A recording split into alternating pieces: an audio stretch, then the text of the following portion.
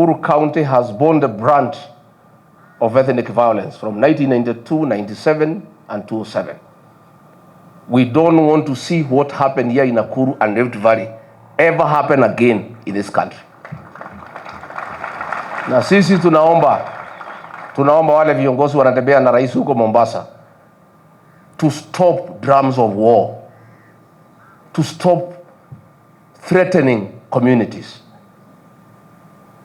In Mombasa mtu naitwa Hassan Omar amethreaten Wakikuyu. Mtu naitwa Amason Kingi anathreaten hawa. Huyu John Badi anasema hii Wakikuyu wasitafute uongozi mpaka 2032.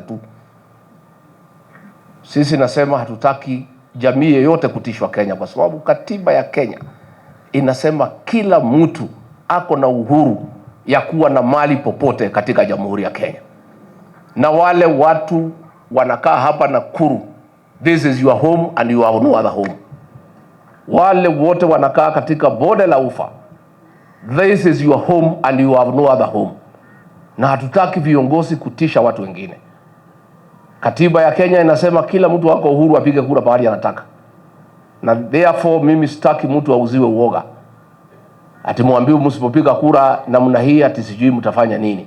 Nasikia watu wakisema hii Wakikuyu wasiongee sana, unajua wako kila pahali Kenya. Hiyo ni vitisho. Kwani wanatakiwa wakuwe wapi? Si ni Kenya? This is Kenya. And everybody is free to have property anywhere within the Republic of Kenya.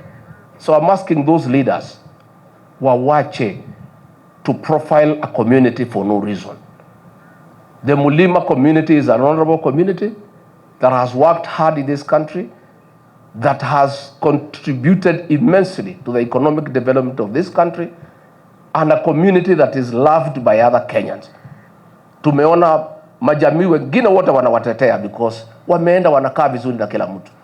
Ni watu hawana maneno na mtu yeyote. Wakienda Kitale they settle there na kukaa vizuri. Wakienda Loitoktok they settle na kukaa vizuri. Wakienda Mpeketoni wanaketi vizuri. Tunaomba hiyo jamii pia iheshimiwe.